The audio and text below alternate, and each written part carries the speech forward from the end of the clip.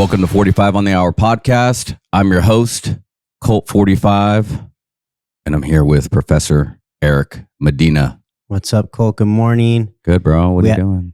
Just right here, dude, a Thursday morning. Did you feel the earthquake this morning? I did. Yeah, it was a little wake up today. I felt a little wake up, and I was like, wait, what? What's going on? And then I kind of just went back to sleep because it wasn't strong enough for me. Yeah, right? I was like, what, did the dog jump on the bed or something? But I felt it. It got the whole house up. It was cool. I know, it was crazy. Guys, we got a special podcast for you guys today, and I got a really good friend of mine here. She's a female. She's our first female guest. Definitely a person I admire greatly. I respect the shit out of her because I think she's a go-getter, a doer, just a jack of all trades. One of my really good friends, Christie Locke. Hi, you guys. Nice to be here. Thanks for having me. Welcome. So excited to be here. I did not feel the earthquake, but I did hear my phone go off and scream in my face. A million alerts. Oh my God. That scared me more than the earthquake ever could, I think, is the phone just I think I turned off the alerts. Oh my God. Good idea. I get all the spam stuff and everything. Yeah. Whatever. So you didn't hear, there's no earthquake like feeling out there in Santa Clarita? There was. Like a little bit. I guess a lot of people felt it. I'm just not one that I wonder really where the epicenter it. was. Malibu. Oh, was it Malibu? Mm-hmm. Oh, okay, so it's a little bit farther. And it was good jolt. I think it was like 4.6 or something like that. Mm-hmm. Something like that. So in our podcast today, last week, was it last week or the week before? I think it was like 2 weeks ago, Rob says, we were talking about men. And we're talking about how men need to be men these days. And I don't know, we should probably go back to the clip and just start from there, right, Rob? Breaking down masculinity, what it means to be a man. We talked about like what it means to be a leader mm-hmm. of your house, leader of your business, certain things that you put on yourself to make yourself better. And I did not think it came off like chauvinistic or toxic masculinity. I mean, that was like less than 1% of the comments that we got, but on TikTok it went completely viral. It's got like 50,000 views now. So it was obviously a soft subject, right, for some people. But some people were characterizing us as like, oh, there's two guys talking about what women want. So I was like, well, let's bring a quality woman on here, a woman that works, that runs her household, helps out, is, a well-conducted female. And let's see what she has to say about what we had to say and vice versa. Because it's not just about what women want, like what about what men want? And then what about what each party wants and what they're contributing to each other today? And, the stereotypes for today versus stereotypes from previous years, like history, right?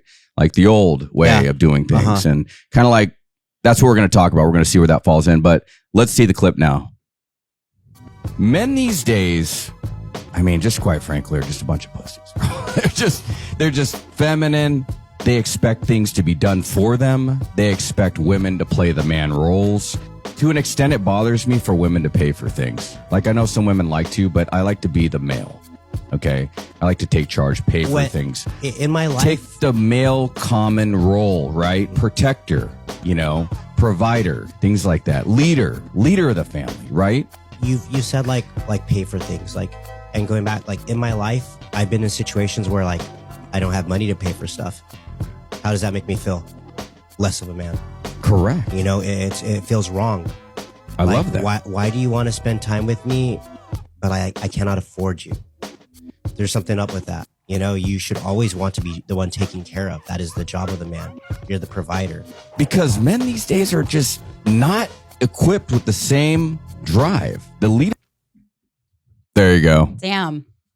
There's so much there. It was pretty aggressive in the beginning, but I mean, I had to say it, it's just what I feel. I think it's just a thing of what's going on in the world, I guess. I just feel like there's so much animosity with people wanting to make more money, with people wanting to play certain roles. Now women are having to work.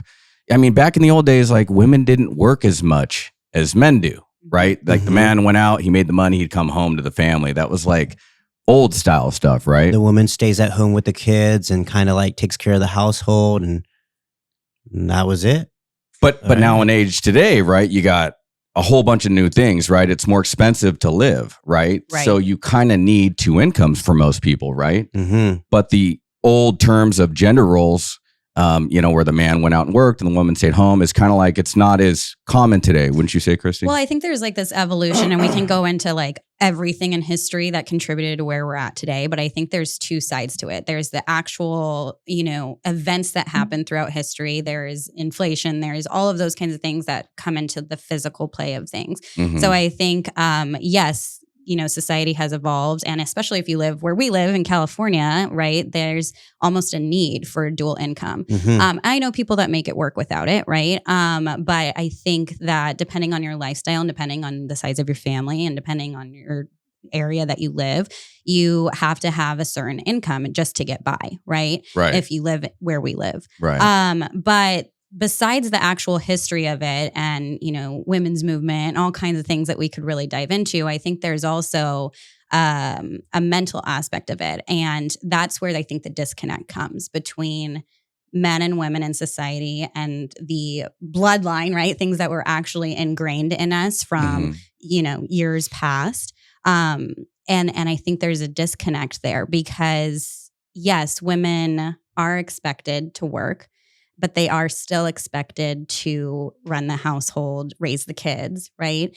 And so there has to be some reciprocal energy, and there has to be a little give and a little go. And what I was, thinking, there's a few points in there that I do want to point out of the last clip, but You want to hear all the good and bad? yeah, the first one. I went on a rant there. So, no, I love it. And I think it does have to be said, right? Because if we don't talk about these things, then how can we come to a better balance?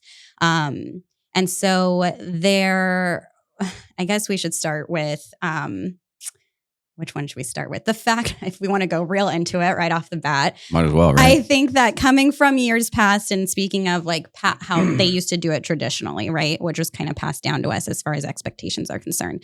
I genuinely think there was a flip somewhere. And when you say traditionally, just to like identify that topic, just to make sure we're clear, man goes out and works, woman stays home, takes care of the kids. Correct. Okay.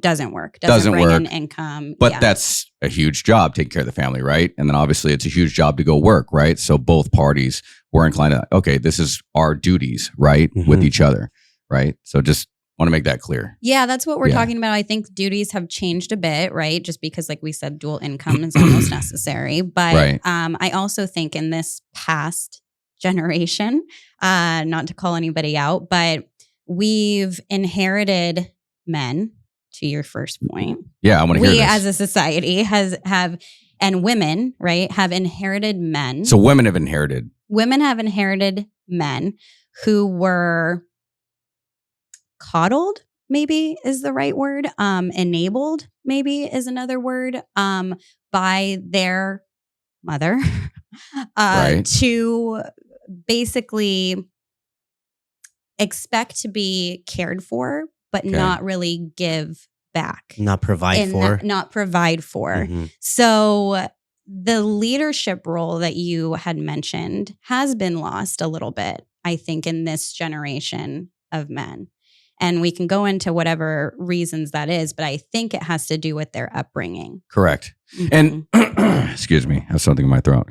Taken back to, how I was raised by a single mother. Right. My dad had left me when I was younger, had intermittent contact with us, but my dad wasn't a dad. Mhm. My dad was trying to figure himself out as a person because my dad was, at the time I didn't know, but he was trying to change his gender. Mm. And so my dad was conflicted between being a female and a male, Mhm. right? So my mom had to take both the man and woman role immediately as a single mother because she wanted to raise a man. So my mom was always like, no, you got to be about your word. You got to do what I say. You have to be organized. You have to be efficient. She even played roles on me that I remember, big emotional roles, like leading men out of the house that she was, inviting over to come say hello or whatever. It was like, oh, can you walk him to the door? Can you let him out? Oh, Colt, you're the man. You got to open the door for the woman, So that was my mom teaching me, right? But it was a woman teaching a man. She was doing both jobs. She was doing both. Mhm. Yeah, right. So that goes back into play because my whole dynamic is conflicted, because I didn't have the male role model in my home to teach me how to be a man. the person that taught me how to be a man was my mother, right? Which is crazy to hear that's who I am today was because of my mom. My mom was the man in my family. My mom was the mother in my family. But it was different. It was difficult because I think like going back to your coddling, she could never really coddle me. She had to say, oh, you got hurt? Cool. Fix your shit on your own. Mm-hmm. She had to be tough because that was the way that she had to treat me. Mm-hmm. And then she kind of did that with my sister, I think, but not as much, right? Because we were poor as fuck, dude. So my mom was like, you need to get a job. You need to work your ass off. You can't be like what we have right now. Like right. She was just trying to figure it out. Uh-huh. You know what I'm saying? But I just remember hard work, dedication, never feeling sorry for yourself. That's what my mom taught me, right? I don't know if that kind of... It totally does. And I'm glad you brought that up. And I was hoping that you would bring that up today because I think I want to, commend your mother and you, right? And because I think a woman raising a man is extremely difficult. But again, going back to like the generational, evolution is that divorce wasn't really a thing in the 50s, and when this whole traditional families stayed together to take on those different roles. And so nothing ever really changed. But in our generation, we see such an influx of divorce, of single parent households. And I think why is that? Oh, we want to veer that way. I'm just saying, I just to point out a quick fact. I mean, it's why accessibility, right? It's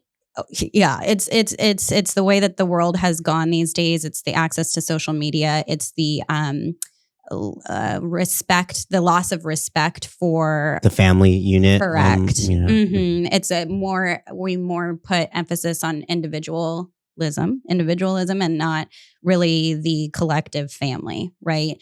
We've lost the values of raising children. We've lost the values of seeing the value in our partner and understanding our roles, right? So I think as a single mom, it's different. It's harder for a single mom to raise a man because there's just things that, despite their best efforts, and your mom did an amazing job with you, but there's just things that you cannot teach. You cannot connect. You cannot bridge that gap. And my sister is a single mom and, has 3 kids, and raising the 2 boys, it's always been a pain point for me because I know that they don't have a male role model in their life to really teach them how to be a man. So I think, with you and going into your history, in the service and everything, I think that you were able to find an outlet of other men to look up to bridge that small gap. And sounds like what you're talking about is respect, just all in general. I think we've lost respect for each other and each other's partners. That's the main thing here that I think we're trying to get at. Am I wrong? Right. So if you're in a relationship, right, it's like, oh, I have respect for you. Once respect is gone, that's when people like just do whatever. A lot of times though, when the relationship, when you separate, you lost respect for that person. You no longer want them in your life, and the split happens. So I do feel what you're saying is right. It's that level of like just trying to keep it together for the family, to have a father in the household, to have a male influence. It is, we brought up some stats the other day about if a father is not in the household, like the likelihood of like, getting into trouble later on is higher, certain things like that. But why is that? Because the dad needs to be there to correct the behavior, so the mom sometimes is the soft one, and that is the role, right? And like there needs to be some type of like wall there, so like this doesn't happen. Men need to be led, and if they're not led, they turn into checked. Correct, and me and you can relate because we're both Marines, right? Mm-hmm. So I went in the Marine Corps because I didn't have anywhere to go, for one, and for 2, I was addicted to like brotherhood, whatever that was. If there was a dude saying, hey man, I love you, bro. I love you. I got your back, bro. But grab that gun and let's go hit up that house. That I was addicted. Okay, that's what I have to do to earn love? No problem. So I went towards the gang life because and that's why that's why gangs exist to this day. It's because of broken men. They're broken men, bro. You know what I'm saying? We're looking for somebody to follow, to be like, to show them the way. Right. And so broken men seek vices. They seek desire. Men need love. Like that's why I do this self-help podcast with you, is because we're trying to find a way to get through to men empathetic, like through love, through caring. It's about caring for yourself, having respect for yourself. right? And then being that, best individual that you most admired, right? And that was my biggest struggle as a young man, is trying to figure out, okay, I'm looking for this guy that's going to be my dad. Where's my dad? Are you going to be my dad? Okay, you're not. Okay, I was in this life where I was, trying to gangbang and be around people and, being, oh, you got to be against this crew because they're this and blah, blah, blah, and all this nonsense, right?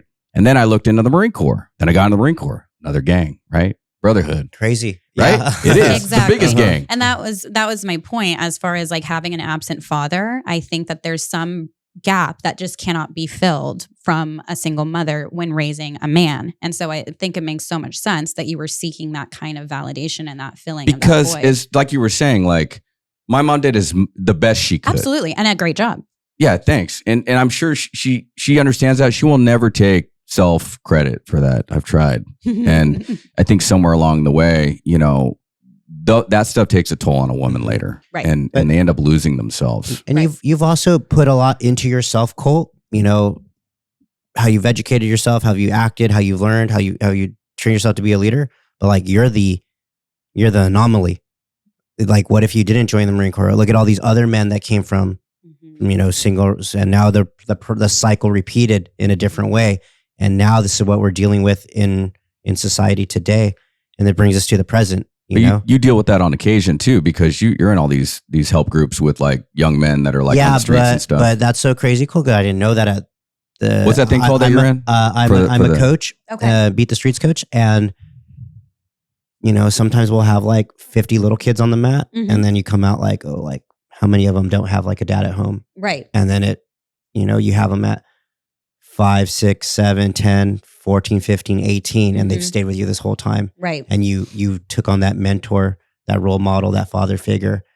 And like, I don't have kids of my own. Right. So that kind of like, Gives you purpose. it does. But like, I didn't know that at the time, or I didn't know that was my role. I thought I was just a tactical instructor. Yeah. No, you're much more than that. I love that. And even if you didn't know it at the time, you stuck to your passion and what was driving you to your purpose. And then I think you've probably seen like the depth of the relationship and the importance of teaching these kids, especially if you don't have kids of your own, because they're looking for you, consciously or not, to fill a void within them. And so you become a cycle breaker for them. And that's super powerful to have that role. I'm involved with a group for kids who are aging out of the foster care system. Okay. Who have never been either adopted or reunited with their birth families. And I'm just starting on the journey, but I was connected to a youth, and it's, we were trained to like, look out for these signs of how they're working through their trauma, right? And working through what they've been through without having their parents around. Most times, neither parents around, or one is around and not really, available emotionally or otherwise. They're on the streets or drugs also, or whatever. the foster system is just sad stories up and down. It's not, no one's unscathed. Talk about like your life is hard. Like, Right. I know my parents. Right. Some of these people never had the option, and they're thrown into a system. And whether the system's broken or not, like you've given them such a mountain to climb. Right. It is very difficult. I like how you mentioned the void, right? These men are seeking a void. Yeah. Right.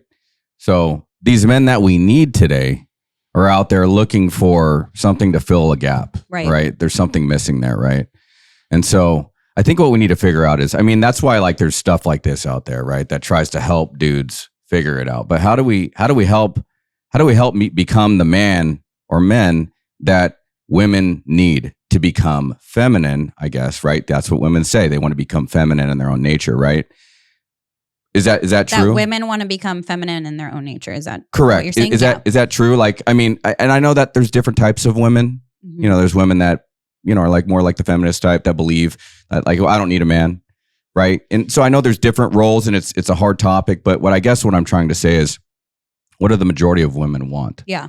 So I can't speak for a majority of women. I can speak from my perspective and the perspective that I have from women in my life that I respect. Good. I have a close circle of women, and we all have different experiences, right?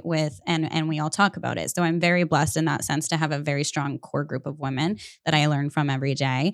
And I think, there's so much to unpack there, but what a woman wants, right? But I want it's such a broad. It's so broad, but I understand what you're alluding to in the fact that I think it's important, and what a lot of men don't understand is that women live their lives in a constant fight or flight mode. We're constantly having to be hypervigilant about our safety.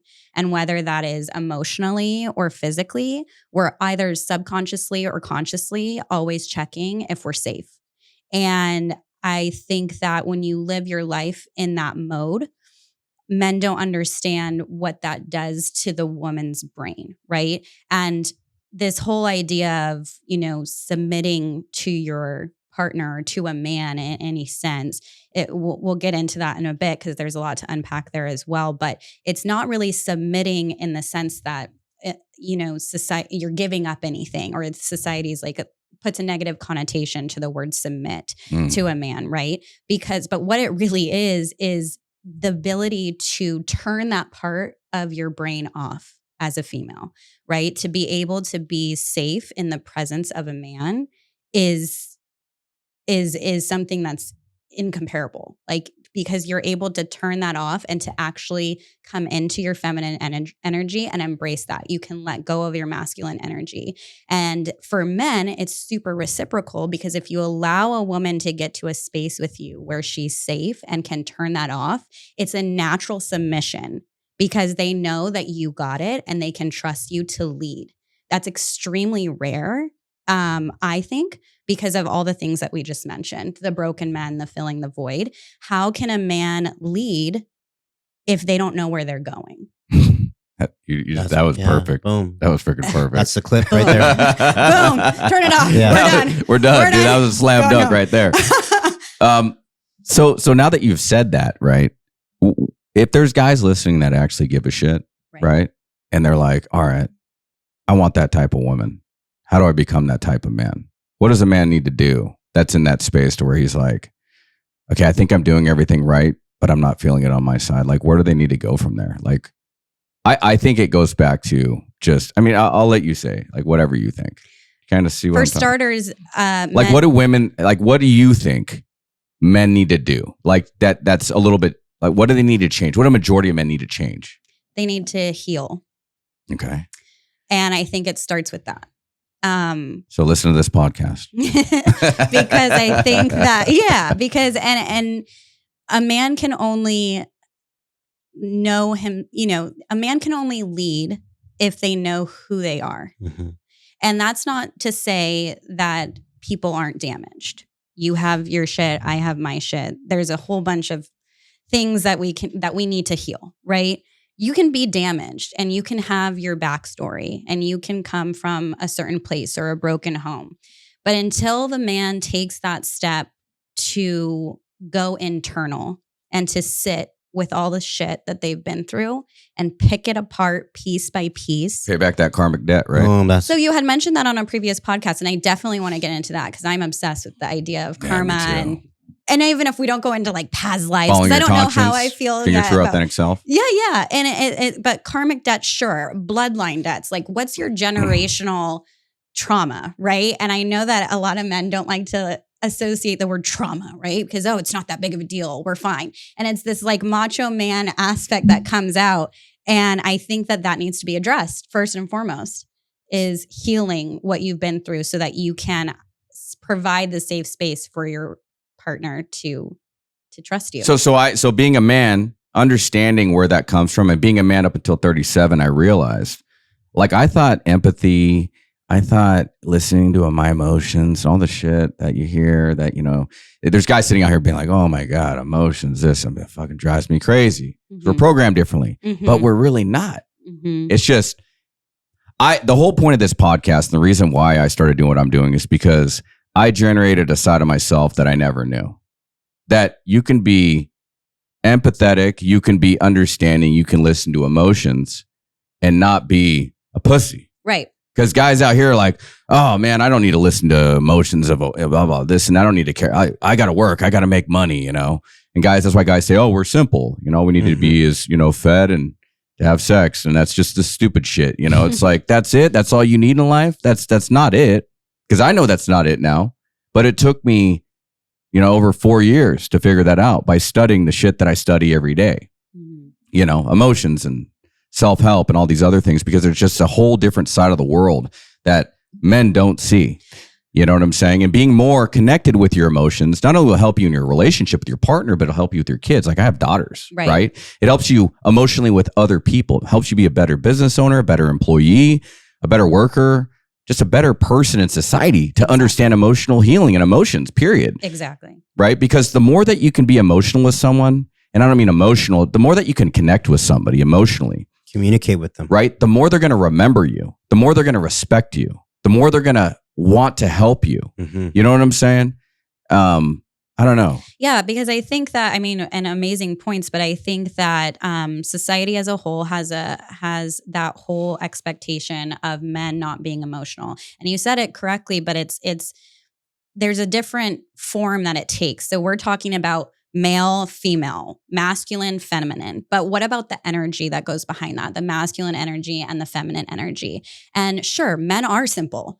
However, to ascend to that next level of actually being a high value, exceptional man that is able to lead, you need to be able to tap into the yin and yang of the masculine and feminine energy. That's not being a pussy. That's not being so emotional and crying all the time. It's able to recognize that you have emotions and then harness the strength that you've had all your life into being able to control and regulate those emotions. Because if you cannot regulate your emotions, you're a disaster and you will never be able to lead. Correct. Because a man that's angry all the time, I guess is what you're pointing at, which is us because we're filled with testosterone more, right? Women have testosterone too. A lot of people don't think that or know that, but women actually have testosterone too. Men, on the other hand, get an angrier, I think I go back to what I know, right? I used to get angrier because I used to get angry all the time because I'd lose my shit, right? I just get upset and I would just go straight to the anger because that was my fix for everything. It was like, okay, I'm just going to, and it was when I was a kid, I'd throw my fists into the walls. I try to destroy everything. I try to fight people. When you're little though, you don't have a lot of options to deal with. You could cry, you get mad, like you get like 4 or 5 things, right? And anger, sometimes like it feels good. And it feels good to let it out, right? And so that's why like jujitsu is a good filter, but you got to know how to channel that energy. The little kid you doesn't know that. You can't challenge it in a way that it sounds aggressive because aggression, losing your shit, shows that you're unorganized. Right. It shows that you're not. It takes away everything that you built. If you lose your shit, you're gonna sit there after and you're gonna be like, and everyone's just looking at you, right? And they're just like, look at this motherfucker. He ain't got his shit together. And you bring up jiu-jitsu, but that could be in anything. Like friggin' you're in traffic, you get all crazy with somebody, you just lost it. Does not freaking out over things that don't matter. Right. How thin is your skin? Like what could bother you? When you're your authentic self, everything's good in life. Like nothing bothers you. Totally, bro. Confidence. Yeah. And honestly, like that's just the way that I feel now. And I'm not perfect. I got like a little bit of work to do. I think we all have work to do forever. But you said 37. You started to dissect yourself. Men these days. But I think what it takes for men to do is hit a fucking rock bottom, bro. They got to hit that humbling point. Some of these motherfuckers ain't been humbled ever. Right. And I think to the jiu-jitsu point, that's one of the main, things that you address, right, is being able to be humble. And that's what I know from my guy friends that do practice jujitsu and everything is that on the mat, you're immediately humbled and through that process. And again, going back to how important your role is with these kids who are at that age where they do have, all of their issues, punching walls and everything, and they need a funnel, they need an outlet. So whether that's the art of jujitsu or whatever it may be, it's a discipline, right? And I don't want to talk too much about my personal family, but I had mentioned my sisters as a single mother, right? And my nephew had extreme anger issues growing up. We all lived together, long story. But he had extreme anger issues growing up. And it wasn't until he found football and found men that were able to lead and were able to check him and were able to humble him that he is now like next level. You can just see the ascension of He's shaping up. He's God. he's bouncing upon those other men that won't let him act a certain way, and Right. he's shaping up. Right. Exactly. So I love to see that, but I don't want to lose the point of emotional regulation, right? And as a man, what women want is to be able to come to their man and feel their nervous system relax. So we want to be able to be in the So the men need to be the Rock. yeah, and again, I don't want The to Rock, discount Dwayne Johnson. Yeah. That's kind of hard to do. He's a pretty good fucking man. He is. And just speaking of The Rock, just a little, clip that, came into my mind is with his daughter, and he's able to wear the little tutu skirts and play little teacup sets and everything. And I'm not saying that every man needs to do that with your daughters, but it speaks to the caliber of man that he is to be able to tap into what his daughters need. Mm-hmm. They are female. What do they need in that moment? That would almost be like an extreme opposite from Yeah. where he. So we course. picture him like. Yeah. But you're able to do that. You're able Mm-hmm. to emotionally regulate and not feel like it makes you less of a man to do those kinds of things that make the women in your life feel heard, seen, comfortable, and feel like they can be safe in your presence. He's doing that for his daughters, right? And the woman wants to be able to come to their man and feel their heart rate slow down, right? Get out of that fight or flight mode that we're in, constantly hypervigilant. You want to know why he's such a great man? Tell us. Okay. This is what I see. The Rock isn't the best actor. You guys know that, right? Oh, yeah. But you know what he is good at? He's good at connecting with people emotionally. That's what his selling point is. Mm-hmm. Every single brand that he has, even his tequila, Terramana tequila, isn't the best tequila out there. But it sells almost, if not probably the most, than any other tequila. Over Azul, like all these other big ones. Mm-hmm. But why? It's because it's him. He's the brand. Because people emotionally connect. The more higher your connection value is with an individual, the more your value is to yourself. Right. So if you can connect with someone on an emotional level that's unbecoming, they're never going to forget you, because emotional ties are forever, right? We've all had emotional ties. Like I remember being in Iraq, walking through the cities, seeing people that were hurt, seeing people that were poor, witnessing, things that I didn't want to see. All these things that I've witnessed are in my memory forever because they tied a huge emotional connection, because I had an emotional episode there that was deep. Men and women aren't the same, but they are the same. Okay. A lot of people say, and I've said this before on another podcast, women remember things better than men because women tie emotions to everything. Emotions connect us. They make us remember a deeper thought, a deeper memory, right? And if men just had the ability to just sit there and try to sit there in their conscious state, and just say, okay, I'm going to take in this moment. Men are always thinking 20 steps ahead. I feel this is just me being a man. I used to always think 20 steps ahead, but now I think about the step in front of me. I just go, okay, I'm here right now. I got to finish this podcast. I'm not worried about the 20 things I got to do at the end of the day. Men have a hard time breaking down time. They have a hard time breaking it down. They're always thinking about all these other things they have to do. And then they push off the things they think are easier to just get away with. Like, okay, I'll deal with my family later. I'll deal with the important stuff later. I got to worry about making money. I got to worry about this. Instead of worrying about it all as a whole, because all of it helps you define the man that you're trying to become. Your true authentic self, your true version of yourself that you would look up to. Because if you're the fucking man that's looking at yourself in the mirror, like look at yourself and be like, would I look up to you? Would you look up to me? Like, if you're not, then you need to become that individual, right? Yes.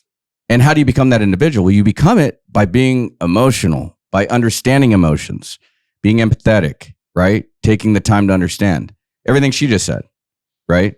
Well, and I love the fact that you have your daughters too.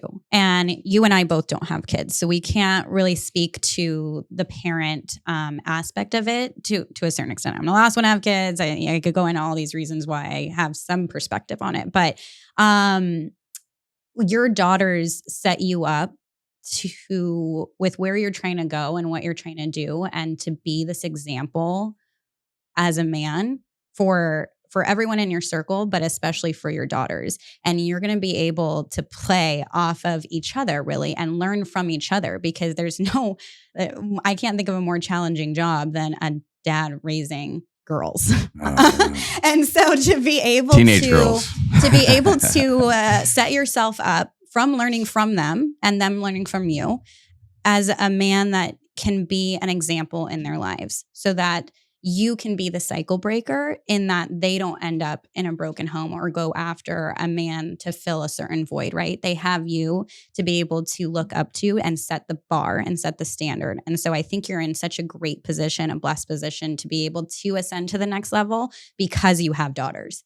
And it's going to be your greatest challenge in life, but it's going to be, if you can make it through and survive this, then you can be absolutely the most rewarding, right? And then, but to the point of, you know, feminine energy and what women want and men and what men want and expect, I think that you are also in a position where you have to be extremely selective about the partner that you bring into your life, because your girls are also watching that, right?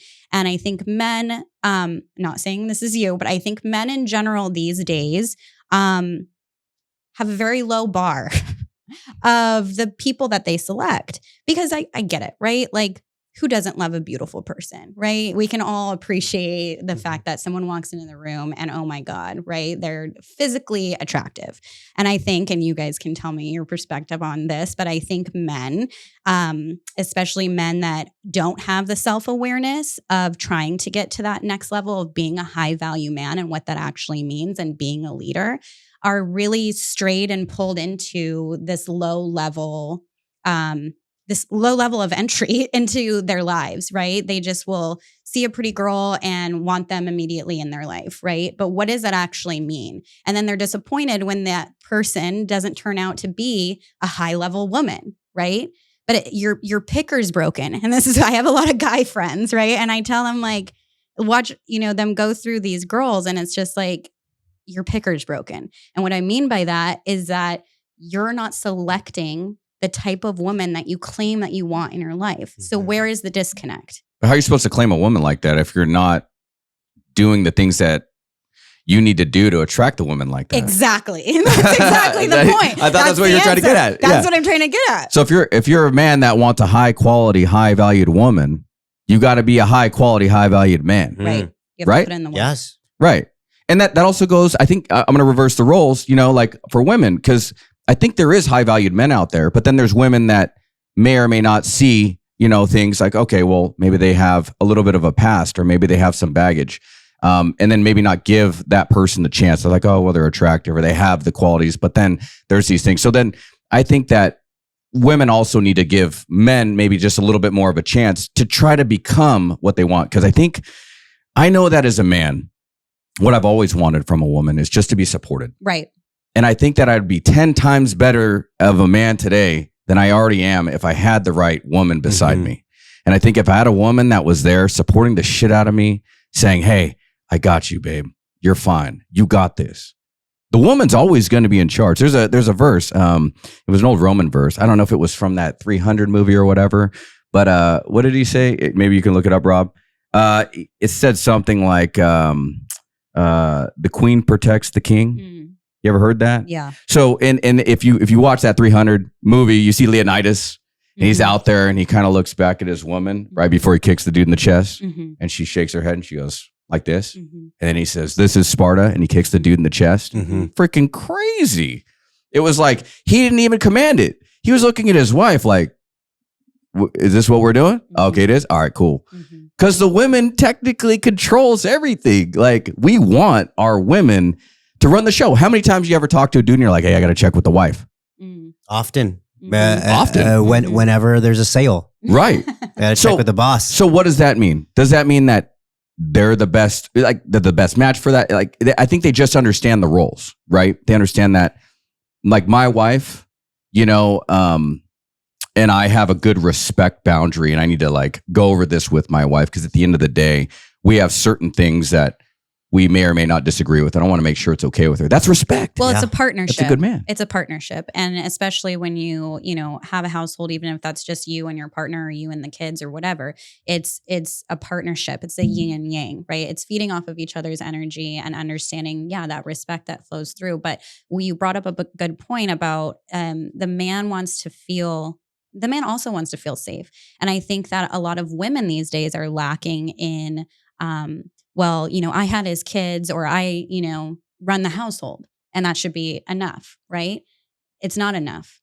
It's not enough at all. And I don't want to discount how hard that is. What do you mean by that? So what I mean is that I don't want to discount, the raising children and, running the household. But this is probably going to ruffle some feathers, but anyone can have a kid with anyone, right? Mm-hmm. Taking away, the physical challenges that might come with having a baby. You can literally go out and have a baby right now. Like, you can get pregnant in an hour. It's not hard, right? And so to have that be the bar of that's all that you need to bring to the table as a woman, he can have a baby with anyone, right? And so it's like, that's not enough. You have to, what are you bringing to the table that you're eating off of? What do you mean by that exactly? Are you saying that women go out, make yourself worth more, make your value worth more? Is that what you're saying? So a high value woman, something that's going to separate the girls from the women, right? Makes you become a person that is highly valued. So you're saying if you're a woman that's on forums all day, just talking shit about everything, right? Living at your mom's house, or vice versa, a man that's just sitting at home looking for a woman to take care of him. Yeah. Those are the parts we're talking about, right? Well, we'll get to that because that's a whole, let me say the sentence and then we'll get into that because that plays into it. It's a good example, right? And so with, to be a high value woman, you're not just eating from the table that's in front of you. You're bringing something to that. And that has to be, what are you bringing to your man? Are you bringing self-awareness? Are you highlighting things that he maybe can improve upon? Are you bringing spiritual awakening? Are you being his peace at the end of the day? Because going back to the point of, men are simple and men want peace at the end of the day, right? We all do. And so, but especially for the man to be able to come into his safe space. And that's why in Sparta, he looked back at his woman. He needs that peace, that his decisions are sound, right? Yeah, I'm going to lose my control. I'm going to get angry for a second, babe. I'm going to break character. What do you want me to do? You think I need to teach this dude a lesson? Right. And she's basically fuck yeah. You consult with your partner and you feed off of each other's energy. And then that enables the man to be 10 times better because he knows that his decisions are supported and that they're a sound decision and that he's harnessing that strength, Sparta, to kick the guy in the chest or to not, right? But he's harnessing that strength because he has his emotions in check and he's checking with his woman as far as being his safe space. That's where he's going to get his power. So as a woman, what are you bringing to the table? I like that. Because I look at things on a line of men are war, women are peace. Right. Right? Because there's always yin and yang. There's heaven and hell. There's all kinds of different things. Without a negative, you can't have a positive, right? And because at the end of the day, if we had all positives, there's never any negatives. We wouldn't appreciate the positives, right? So I think that's something that we just have to recognize, because men in their anger, man, it's just like a common thing. Angry men are just little boys just looking for direction. Exactly. Just broken little boys. I was that. That's the only way I could deliver my energy. It's like I didn't know what to do with my emotions. I'm gonna go crazy. I'm gonna hit something. I'm gonna lose my shit. When I was a kid. Luckily, instead of going to prison, I went in the Marine Corps. Because I was on that path. If I had stayed out a little bit longer, I think I would have gotten into the wrong crowds. I didn't really have direction. I didn't have a pops. I was looking for love in the wrong ways. And the funny thing is men talk about being macho and they talk about, I'm going to go join this thing or this organization or do this and that. And all you motherfuckers are looking for is love. Mm-hmm. That's it. You know what the best feeling of love I ever received was in my eyes that I can remember? It wasn't from just any individual. It was from the club life, the motorcycle world that I was in, and I was in a few clubs. The feeling of a man that you think is more superior than you because they're wearing some sort of vest or some sort of club organization and putting their arm around you and saying, hey, brother, how you doing, man? We got you, man. Dude, thanks for coming here. It feels so powerful. It's almost like at the time, like I feel that with God now, but if I had God putting his hand on his shoulder and saying, hey, my son, I got you, which I know now. But I think I needed like a presence, like a physical presence for someone to say, hey, bro, I got you. That to me drives me more. I could take on anything. I would have done anything in my younger days. And knowing that I was looking for love because I couldn't find it with my mom, because my mom was social, or she was, emotionally unavailable because of her life, her trauma, her trauma with issues, my dad. yeah, And then she remarried again. And then my stepdad ended up becoming gay. So like my mom was always just tragic. And so, my mom has a disconnect socially, and she's very, very distant. That's how to this day. protects herself. She protects herself, and she lives with anxiety. And she's healing slowly. I love my mom, and I'm really trying to work with her. But now I understand. And these guys, you guys out there are listening, like, oh man, I got to be macho, and I got to be around this, and yeah, I'm gonna do this. And I got a bunch of friends that are listening that are in all these other clubs, and even friends that were in former gangs, and friends that are still in the Marine Corps. And we're all looking for the same shit. We're looking for love. All the common denominator. Everything that Christie's talking about here, about how you have to find that space where you're emotionally available, right? Yeah. You got to find it. Because if not, then you're going to look for it in the wrong areas, right? I do want to caution you, though, if I could. Yeah, go ahead. When you talk, I completely understand, looking for love from, the clubs and everything like that. I think it makes a lot of sense. However, I think it's really important because as you're filling that void, and I do understand the value that comes, like I said earlier, from learning from other men, because only men can do that for each other and guide them to bridge the gap between what you can learn from a woman, as you're being raised, right?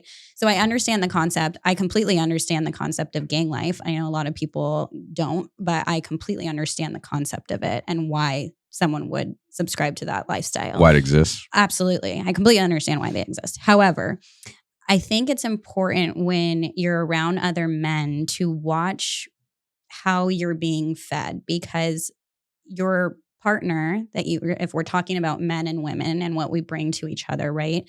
I think that your partner can provide to you something that men never can. And because you don't actually know the intention of the men that you're around all the time, right? You could both be, coming from a certain brokenness. You could both have the same wounds to heal. And you might be doing more harm than good if you only rely on the men to confide in. Because the next man next to you, not saying this is the case here, but they could harbor jealousy towards you. They could be waiting to watch your downfall. They could, be after what you have, even that if that is your partner or whatever, right? And so I think we all have to be cautious across the board with who we confide in and where we're getting our energy fed from. And if it comes down to what your partner brings to your table, it should be that partnership where you go back and you are best friends. Sure, there's shit that guys should talk about, and they should talk about it just on guy night, right? But you should really be bringing those major life issues, and your safe space should be with your partner, because you should be best friends, and they should be able to provide that space and that peace so that you can then make your sound decisions. Otherwise, it could just end up being guys all feeding off of each other and not really getting anywhere. You know what I mean? Right. There has to be that different level of respect. Your partner needs to be your best friend, and they need to be above your guys. And I hope that doesn't ruffle. No. I completely agree. Because first of all, that's just what God says. That's what's in the Bible. Right? Man and woman, or, I know there's different, there's gays and there's transgenders and all that stuff. Obviously, like my dad was. So I understand the philosophy about everyone's, views and stuff. But I'm just talking about just partnership in general. Right. If you find a partner, you got to respect them, right? And what I was trying to get at with that whole thing is that everything that you were touching on with love, and like, emotions and things like that, like the guys are looking for it. They're just looking for it in the wrong places, right? But they can find it in a well-groomed relationship with the right partner. They can get the exact same feed, that feed of like, hey, I got you, you can get that from a partner. You just got to find the right partner. But what we're trying to say is, this is about what women, a majority of women want. Hope I'm saying it right. I don't want to get upset with me. What they really want, and at the end of the day, they want this type of man. And then the man wants this type of woman. But how does that man become and attract that type of woman? Because ultimately that's what it is. Men, see, the thing is these days, this is the other difficult part. Women want men to pursue them, right? More often, I would say. You know, there's some gung-ho women out there that'll pursue a man and say something, and they have their own way of doing it because women want to feel safe. But, you know, then it's also, if you chase, you repel. So you got men that are like, well, fuck, I've been, you know, hitting up the, you know, doing this and that, and I'm trying to be the best person. And, you know, and so they're getting slack on that side too, where they're chasing, right? And then women don't like to be, they want the chase, but then, you know, they're getting repelled. Men are getting repelled. So I see that view too, you know, it was some men, you know, but I feel like a majority of men need to work on themselves and they need to become that version that they're trying to seek. Attract, not chase, right? And yes, there's a certain level of like thrill that comes from the chase, right? On both sides until it comes to a point of repelling each other. But there is some aspect of wanting to be pursued, right? And I think that, but again, it comes down to the level of entry. Where's your bar at? Because if you are a high caliber man, you don't need to chase multiple women at a time. You need to be focused on yourself, be an example, and women will be naturally attracted to that. And then I think if, again, in the same reciprocity as women kind of see where you're at and start to view you as a high caliber man, then you're going to be able to then set your bar for entry. And again, that's a really hard thing to balance because a lot of men just like will take whatever comes their way. It's like, but what is it that you really want to attract into your life? And then you have to be able to have the wherewithal and the self-awareness to then check whether that pretty face that's coming in, that's talking to you and flirting and that whole chase, are they actually worth it? Are they worth coming into your life? Is there a chance for a real partnership here? Or are you being distracted and blinded by the low level things that women bring, you know? I love that. And that's what I kind of try to produce like on my own social media. And I try to like reteach guys because I'm just trying to help anywhere that I can. Okay. Any way that I can, just because I feel like I was always there. I was always the guy like trying to seek validation that I just didn't need. I just needed to become the person that I would listen to, right? First. And so when I got there, I just kind of got to a point where I decided like, okay, well, what does that person look like? Okay, well, I'm going to create that person online first so I can see it myself growing. So that's what I do on my social is I create my day throughout the day, organization, process, list what I'm about, list my truths, my actual self, the things that I feel, produce the things that I feel. And every now and then we have a commercial here and there, right? You know? But I try to like put off like exactly who I am, right? Because at the end of the day, your social media is your resume. So for all men out there looking and listening to this and like, okay, well, what do I need to do to start off first? I mean, I could ask you, like, what do you think like guys need to do to start off to try to find and attract the right woman? What do you think? What do you think that looks like? You know, would you agree with like social media, like put out there, you know, like who you are, like use social media as your resume to see, you know, to show people, you know, go on dating apps. I think you get into a really people tricky, in person. Yeah, it's a really tricky area, right? Because now that we have grown and you can see the generational evolution, you know what I mean? For now that everything is on social media. And I had just posted something the other day about, do you realize that we're the last generation on earth that knows what life was like before social media? So it's you know, things have changed, right? But I want to caution you on that, on your social media being your resume, because it's a good tool when used correctly.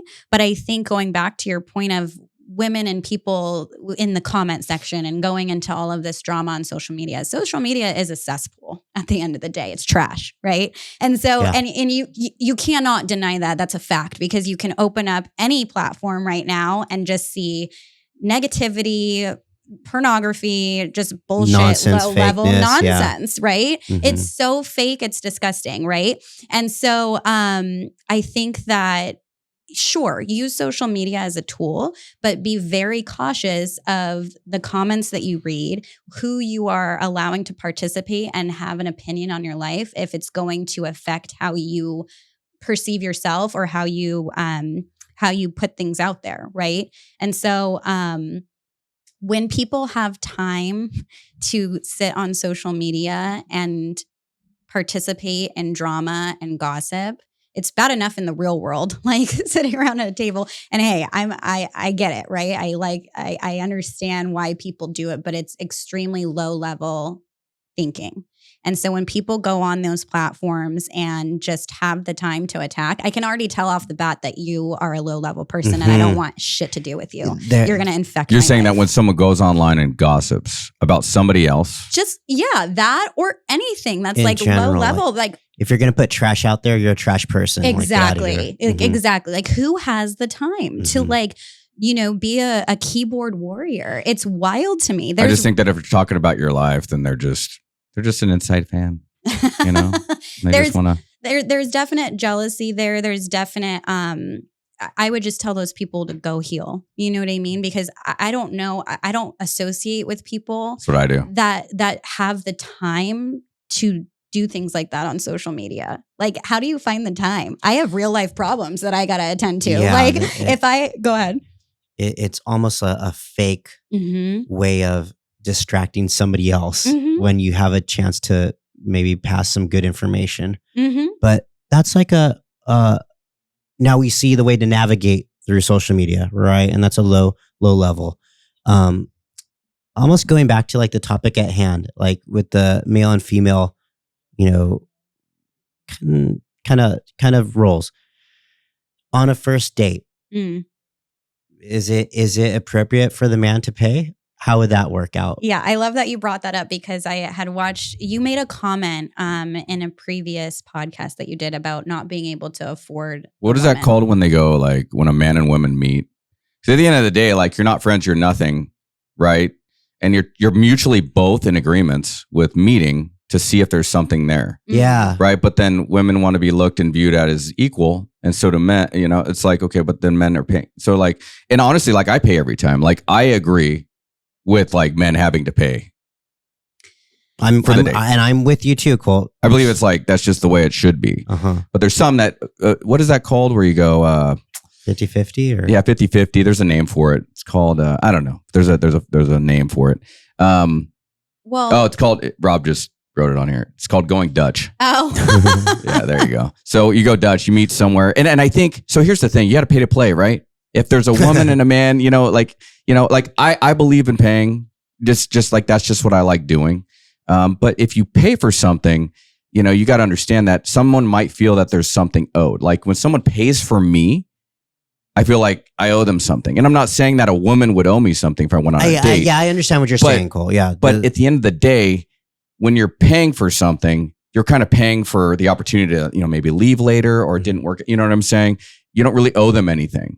You are opening up. You're opening up. But for me, like I'm old fashioned. So I think that's just courteous. You do that. But I think you have to set this safe space, right? So I think if you want to communicate that nothing is owed, you're setting the precedent by paying as a man, especially on the first date, of what you're going to expect the tone of your potential relationship to be. Right. And that goes back to the leadership roles. And something as small as paying for a hamburger at dinner goes back to the root of a leadership role. Are you leading your family spiritually? Are you leading them emotionally? Are you leading them financially? How are you leading your household? So by doing that little thing of paying for the steak at dinner, you're setting the tone. If that's the type of man that you want to be, you're setting the tone for your relationship. You're saying, this is how I operate. This is my standard of living. And this is what I will put into the relationship going forward. Then you need to take it a step further, understanding that women might think, oh God, now I have to sleep with him because he paid for a $20 steak. You know what I mean? Not that we don't love the $20 steak, but you know what I mean? But then take it a step, I need the steak, but take it a step further and understanding that women need a safe space, then make sure that they know that there's no expectation. This is the type of man that you are. You're not expecting them to, bang you off of a steak. You know what I mean? You're expecting them to feel like you wanted to spend time with them, that you value the time, and then you're showing You're them investing. you're investing in them, and you're showing them how you operate as a man, right? There's no expectation. Take them home, be respectful, take them home as into their home, not to your home. Right. Make sure they get home safely alone. And set the expectation that you're a safe space. Okay, now what if you set the expectation that you pay for everything altogether, every time for everything? That means for everything. And So does that? I would like that. I would like to be that That's- kind of man. Yeah, that's what I do. When you say everything, define everything. Dinner every time you meet, all the, going to the movies, whatever it is that you do on dates till you get to the point of wanting to actually be with somebody, right? And then what? When you're at the point of, because there's then, two different situations. I There's wouldn't- dating and then there's marriage. Like in marriage, like I would like to make enough money so my wife doesn't work. Doesn't work, period. Doesn't have to work. Doesn't have to work. Okay. Yes, exactly. Okay, doesn't have to work. Yes, they might want to work. And that's something that I wanted to touch on with you about the affordability of a woman, right? You had mentioned something about feeling less than a man if you cannot afford the woman. And I think that might have been misconstrued, just the word afford, right? And that's why I asked, what are we talking about with everything, right? Because those low-level women that aren't bringing anything to the table, right, might think that in their mind is, you can't afford me because I want this designer handbag, or I want these nice things, or I want to get my hair done and this, that, and the other, right? For me, in my perspective, that's a low-level way of thinking. And so to feed off of your thing of feeling less than a man, the option to not pay for things, I think, is amazing. If I didn't want to work, then that would be a great situation. Yeah. However, personally, and this could be from totally different causes and everything, but I felt like a piece of shit human when I had $0 in my bank account. And I didn't know, when I started in real estate very abruptly and going from a 9-to-5 to full commission and having actually $0 in my bank account and having to depend on my husband and his, finances and everything to do things that I want to do, like get a bag that I want. I don't really have a lot, but get a bag that I want, get my hair done, do the things that I want to do for my lifestyle. I felt like a piece of shit because I didn't realize how much self-worth I associated with money, right? With having money in my bank account. So I didn't have to depend on a man. But I think that it's an interesting concept to be able to have that option, because again, it goes back to the leadership qualities. You're able to relax. You're able to not be in your masculine energy all the time. You're able to know that your guy's got you, right? If you fall in hard times or you have $0 in your bank account, right? Until you figure it out, and whatever that looks like in your partnership is what that looks like. But I think the option is great to have there, but I think it's also a reciprocal relationship. What are you bringing to the table? What type of person are you to to expect certain things, right? I don't know if that makes sense. It totally does. And I like the idea that like both parties come, you leave at the end, the beginning of the day, and then you guys come back to your home together. Right. You know what I'm saying? And obviously if you have kids and someone needs to stay home to raise your kids, like that's a different thing, Of right? course. Like I wouldn't mind doing that. So I'm not saying it has to be the woman, if I have to raise the baby and I have to stay home for a while, or we have to, trade off, like that would be okay with me, with the right partner. Right. But I do believe, and I've seen this in other relationships, that it's extremely important for the woman to have a job or some sort of employment of something. I don't care if you work at Walmart. Like I don't care what you do. You got to get out of the house. You got to get out of the house. Or have a hobby, a side Right. hustle that you do. Right. That's fun. Right. Something. Yeah. Something that just keeps you busy, that makes you feel self-worth. Like, I don't care if you sell Arbonne. I don't care what you do, just do something that makes you feel, go with the girls. Like, go do your thing. Go have fun. I'll be here when you get home. You know what I mean? But I think that to stay home, man or woman, I think it just generates like a low, like how to wake up every day in the same scenario. It's like Groundhog's Day. You know what I'm saying? It makes you lose your mind, and then you have no value. And then you end up resenting your partner, and your partner's working. Oh my God, well, come home and spend time with me. And when they get home, they're tired, and you don't understand the different feelings. So that's just my take on it. Our TikTok got 48,700 views so far. Congrats. That was crazy. That was crazy. Viral. It was a touchy subject. That's why I was like, you know what? We got to bring a woman on here that I respect, that I think has a high value of quality, you know, a woman that has her home foundation, you know, seemingly good, you know, she tries real hard, you know, she's a self, you know, made entrepreneur. And I think that I think we got a lot of things done today. I think we got a lot of good. Thank you for coming points today. I learned a lot. Yeah, that was awesome. I appreciate it. Thank you for visiting us. It was so Yeah. fun. I mean, in closing, I think dudes, you know, are lost, but I also think that there could be a little bit of play with women, and I mean that in a modest approach. Like I think women need to kind of help direct a little bit more. And I've said this on a previous podcast. We need leaders. Mm-hmm. Okay, I don't care if you're an alien. Mm-hmm. I don't care if you're a tranny. Mm-hmm. I don't care if you're gay. I don't care if you're whatever. You know, just if you're a man, lead men. If you're a woman, lead women. You know, aliens lead aliens. Trannies lead whatever. I don't care. Whatever your thing is.